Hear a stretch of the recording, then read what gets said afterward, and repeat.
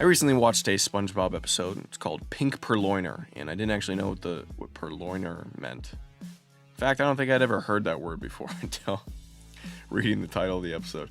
It means like a thief, essentially. Within the episode, SpongeBob displays his all-reliable jellyfishing net, and it actually seems pretty high tech. It has a strong net. It's made out of, like, I don't know if metal, and it has a nice cushioned handle, and he's jellyfishing with it as Patrick is using his old rusted out, like, destroyed net. It literally disintegrates in his hand. Come that night when they go home from jellyfishing, and, well, I guess in the next morning, SpongeBob realizes that his net is gone.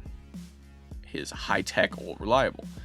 And so he's kind of panicking. I say kind of. He is panicking, and he gathers together people. Well, he gets Patrick to help him put up some flyers talking about his missing jellyfishing net.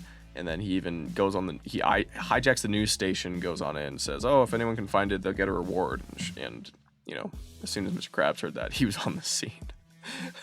Now, throughout the episode, SpongeBob realizes, like, he looked out his window one time and saw that Patrick had a jellyfishing net he was just having a great time with. And he's like, oh, that's interesting, because Patrick's net broke yesterday.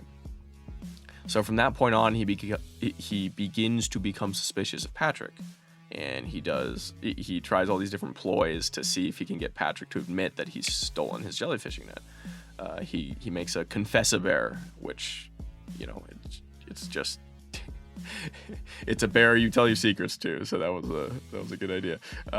It has a mic on it so SpongeBob can hear, and Patrick's not fessing up. And then SpongeBob just watches Patrick for a whole day because Patrick said he's going to do nothing, and, well, that's exactly what he did. He didn't do anything. So finally, SpongeBob decides to disguise himself, and it's a pretty foolproof disguise. Just a big mustache, and he offers Patrick $1 billion for a jellyfishing artifact. And that's when Patrick's like, no, I wouldn't give this away for any money. $1, $10, like $1 billion. It doesn't matter, because this is my best friend SpongeBob's. And then SpongeBob reveals himself to be SpongeBob, and he's like, I caught you red-handed. You said it. This belongs to my best friend SpongeBob, or this is my best friend SpongeBob's. And then Patrick's like, gift. My best friend SpongeBob's gift. Turns out Patrick had made SpongeBob a new jellyfishing net when he learned that SpongeBob had lost his. This is a very common occurrence. I guess I can only speak for myself, but I know I'm not alone in this, where being quick to jump to conclusion or to judge in one way or another, it's really easy to do. Not only was SpongeBob wrong about Patrick having stolen his jellyfishing net, but turns out that it was a gift.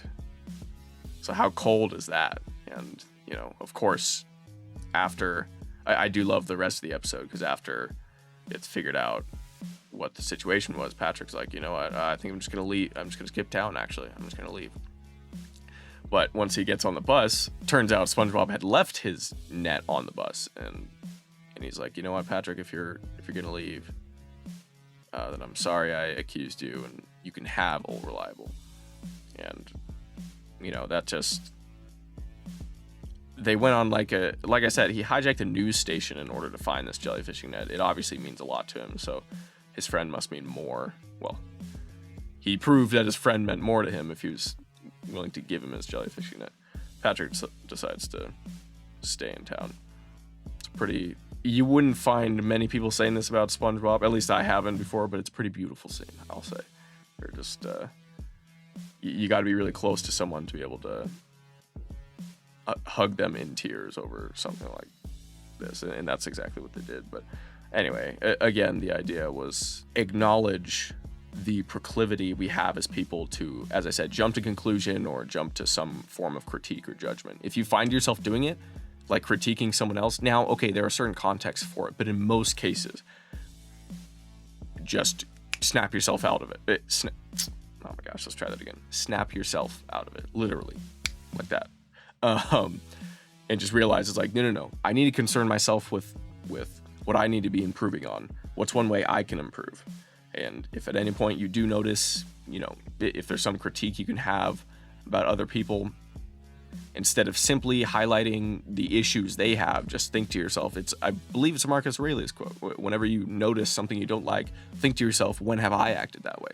So, it's a step toward self-improvement. And when you improve yourself, I believe, as long as you're doing it in an altruistic way and manner, you improve the world. So yeah, I guess a couple lessons there. Don't be quick to judge a situation or jump to conclusion. But at the same time, if someone has wronged you in one way or another, be forgiving like Patrick, and be willing to show your friends and family how much you love them, like SpongeBob did by giving Patrick his prized possession. Well, I hope that this made sense, and I hope it helps you to apply it today and wherever and whenever applicable.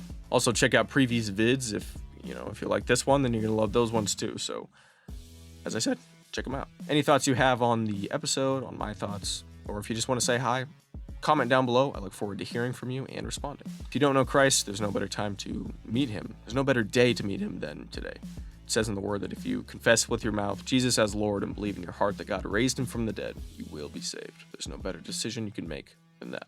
Remember to treat others the way that you want to be treated, to love God and to love your neighbor, and therefore you will be your best self. Thank you for watching, and as always, it's an honor.